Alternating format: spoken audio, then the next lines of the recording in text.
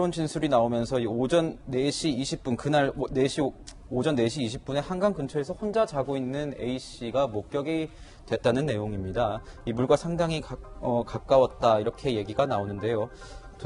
이 10m 정도 떨어진 위치다 뭐 이렇게 얘기가 나오는 것 같습니다. 네, 지금 화면에 나오는 것처럼 10m 정도 떨어진 위치지만 자칫 잘못 조금만 더 내려가면 강에 빠질 수 있는 위험한 위치라고 볼 수 있습니다.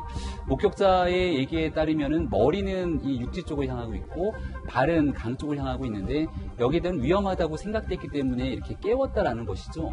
근데 그렇다면 왜 어떻게 저곳으로 가서 잠들었을까라는 그 중간에 있었던 42분의 행적에 대한 의혹을 풀 열쇠가 지금 핵심이 아닌가라는 얘기들이 나오고 있는 것이고요.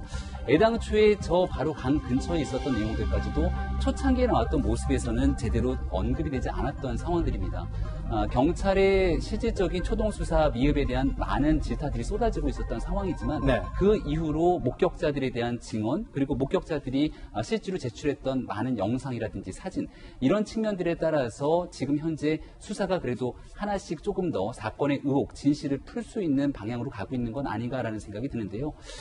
조금 전에 그 사망한 손정민 씨 아버지가 얘기를 했던 상황처럼 몸을 전혀 가눌 수 없었던 상황처럼 보이고 있는 상황에서 어떻게 저렇게 움직이고 이동할 수 있었는지 등에 대한 여러 가지 의구심들이 남는 만큼 마지막 한치 의혹이 없을 정도의 그 수사를 위해서 조금 더 많은 그 당시의 목격자라든지 관련된 내용들을 알고 있는 많은 시민들의 협조가 필요하지 않을까 생각됩니다. 네, 이재명 기자, 김병민 위원 말씀하시는 것처럼 현재까지 나온 목격자 진술을 종합했을 때 40분 동안의 공백이 생긴 상황입니다. 그 사이에 정민 씨는 어디로 가고 A씨 혼자 발견이 됐나, 이 40분을 규명하는 것이 이번 사건의 그 의문점을 푸는 해결의 실마리다 이렇게 볼 수 있습니까, 교수님? 원래 이제 지금 이제 그 손정민 씨 아버지가 3시 반에서 4시 반 사이 1시간 정도 이렇게 얘기를 했거든요. 근데 지금 이제 목격자 진술들을 토대로 해가지고 재구성을 해보니까 한 42분 정도로 이제 줄어들었단 말이죠.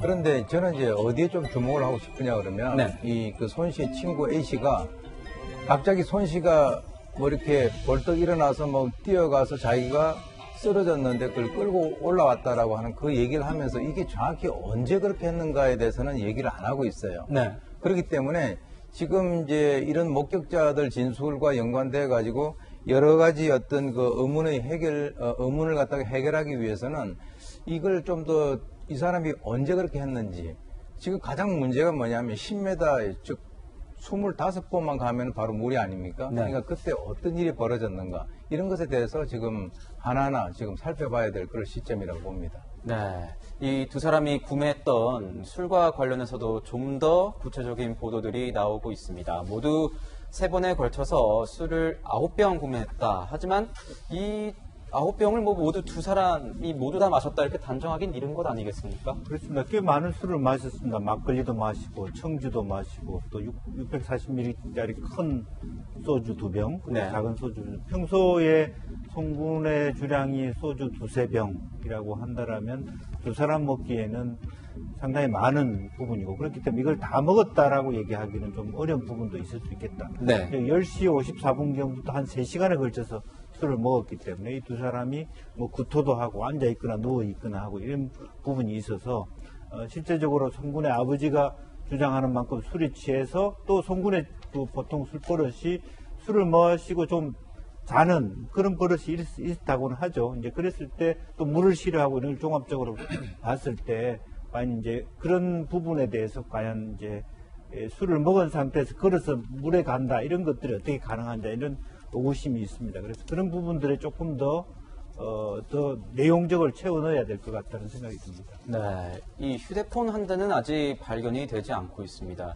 이 현재까지의 수사 상황을 보면 A씨, 친구 A씨가 참고인 조사에서 프로파일러가 투입돼서 이제 수사를 받았다 이런 얘기가 나오는데요. 그 프로파일러가 어떤 질문을 했을지가 좀 궁금해요, 교수님. 사실 이제 그저께 이 A씨가 참고인 신분으로 해서 지금 그 강도 높은 것은 뭐 참고인이긴 합니다만은 이제 수사를 받았다라고 얘기를 합니다. 한 10시간 정도 받았다라고 하는데 아버지하고도 이제 따로 이제 분리가 돼가지고, 그래서 지금 현재 가장 핵심적인 것이 그 중요한 그 시점에 이 사람이 기억을 못 한단 말이에요. 술을 갖다가 지금 마셔서나 기억이 안 난다. 이렇게 얘기를 하기 때문에 그 기억을 좀 되살리고 하는 그런 방향으로 진행이 된 것은 아닐까라고 생각이 들고요.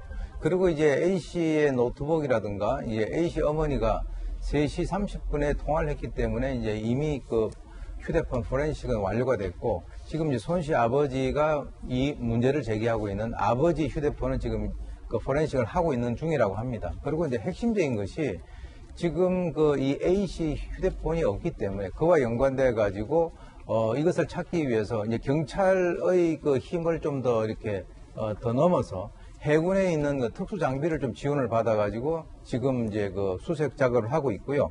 차량 154대 돼 가지고 이제 블랙박스와 연관된 그런 것을 지금 이제 그 자료를 수집을 하고 있는데 여기 지금 저희가 하나하나 밝혀지고 있는 것이 목격자들이 나오잖아요. 네. 목격자들이 나오니까 시간들이 자꾸 이렇게 줄어 들어가거든요. 그러니까 제가 볼 때는 이번 수사에 있어서의 핵심은 누군가에 의해서 목격이 됐거나 아니면 차량 블랙박스에 의도하지 않게 찍혀 있었다든가 하는 이런 것들이 좀 더 이렇게 수집이 된다면 이 사건에 대한 어떤 실체에 좀 더 접근을 할 수 있지 않을까 이렇게 생각이 듭니다. 네. 경찰 수사를 통해서 송정민 군 아버지가 품는 의혹들 모두 명명백백하게 풀어졌으면 좋겠습니다.